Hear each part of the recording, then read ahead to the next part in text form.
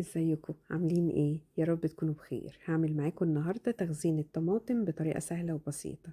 طماطم حلوه جدا وماليه السوق وسعرها رخيص كمان. فيلا نجيب الطماطم ونخزنها. هتنفعنا في الصوم الكبير وللسنه كلها لو انتوا حابين. هنجيب الطماطم بتاعتنا، يفضل انها تكون حمراء وطريه علشان تطلع الصلصه بتاعتي حمراء ولونها حلو. لكن دي اللي كانت متاحة عند الخضر يعني، فجبتها ما كانتش حمرة قوي او ما كانتش طرية يعني مستوية من جوه قوي. فهنكمل بيها، لكن لو متاح عندك تقدري تجيبيها او تختاري من كذا حد، فانتي اختاري تكون حمرة وطرية.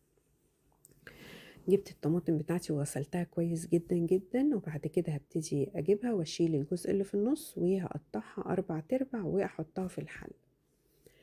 ينفع نشيل الجزء اللي في النص ونحطها صحيحة زي ما هي في الحل، بس أنا قطعتها 4 تربع علشان أحط أكبر كمية في الحل. لو صحيحة هتاخد كمية أقل، فأنا عايزاها تاخد كمية كبيرة فقطعتها 4 تربع بالشكل ده.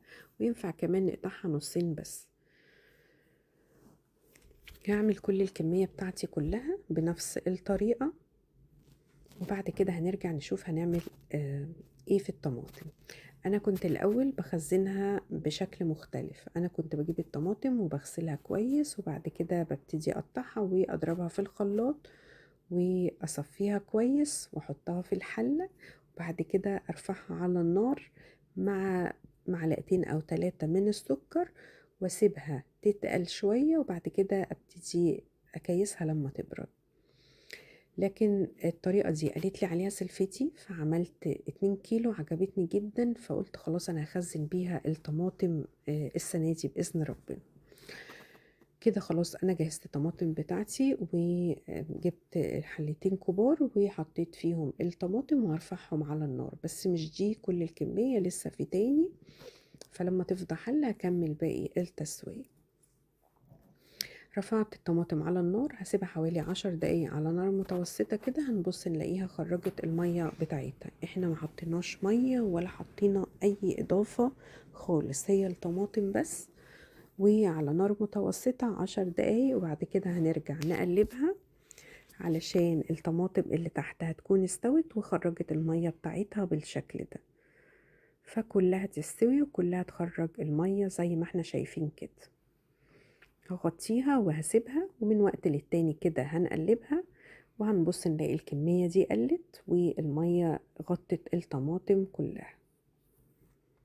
هنعمل الحلة التانية بنفس الطريقة بالشكل ده.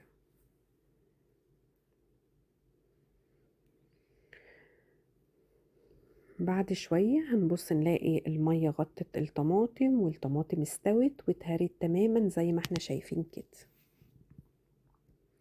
تمام. هنبتدي نسيبها بس شوية، لان دي كانت الطماطم مش مستوية قوي او مش حمرة قوي، فانا هسيبها لحد لما تستوي شوية، والطماطم كلها احس انها اتهرت كده. ماشي. وبعد كده نبتدي نشيلها من على النار ونضربها في الخلاط او في الهاند بلندر. لو الخلاط هنسيبها لما تبرد، وبعد كده نبتدي نكمل باقي الخطوات. بالهاند بلندر ممكن نشتغل عادي وهي سخنة، مش هتفرق، لكن لو في الخلاط نستنى شوية لما تبرد وبعد كده نبتدي نشتغل فيها. ضربتها كويس جدا جدا بالشكل ده. عايزة اقول لكم على حاجة، ان احنا ما نخليش الطماطم تنشف خالص من المية لما نكون بنسويها في الاول، يعني تكون طرية شوية بالشكل اللي احنا شايفينه ده، وممكن اطرى من كده كمان.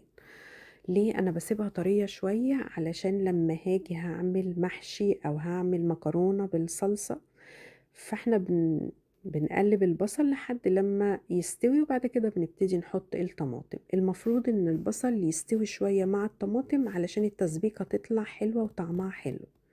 لكن لو الطماطم متسبكة، مجرد ما احطها على البصل خلاص كده، مش محتاجة ان انا اسيبهم يغلوا مع بعض شوية.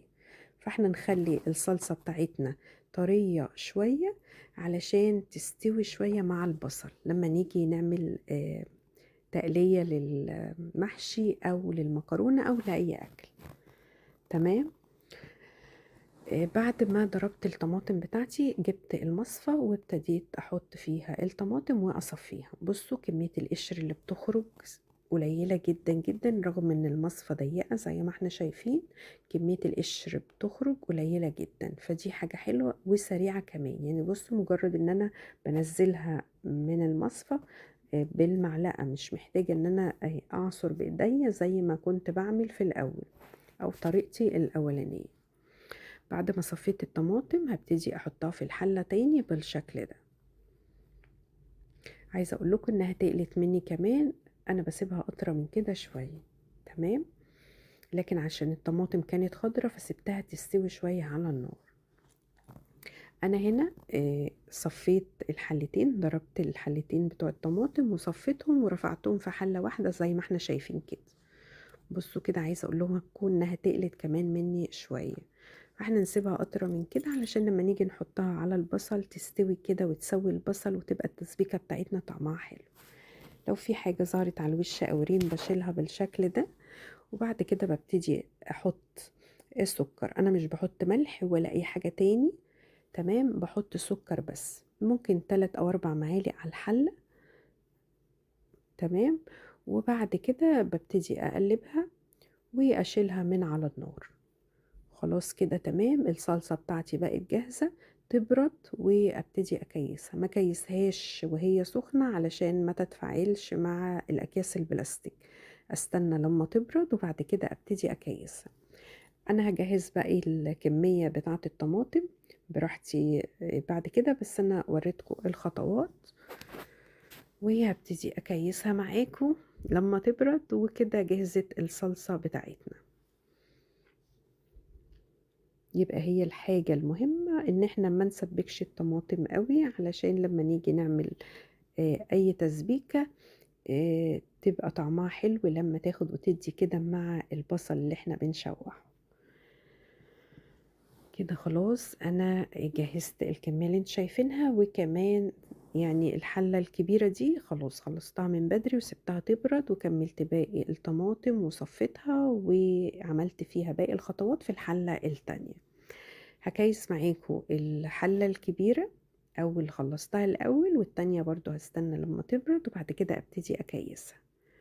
بصوا بالشكل ده ببتدي بقى احط الكمية اللي انا عايزاها على حسب الاكل اللي انا هعمله او على حسب كمية الصلصة اللي انا هعملها وهحتاجها. ببتدي اكيسها بالشكل ده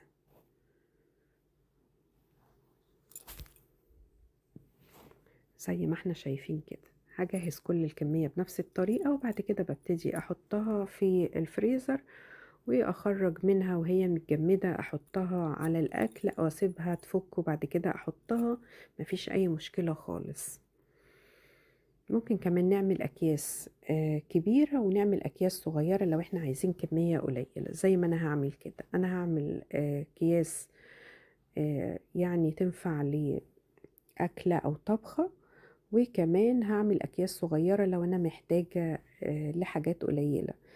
انا بحط على العصاج بتاع اللحمة بتاعة الجلاش والمكرونة بحط كده طماطم، فعملت اكياس صغيرة عشان ممكن احتاج في عصاج المكرونة او الجلاش او اي عصاج انا عايزاه.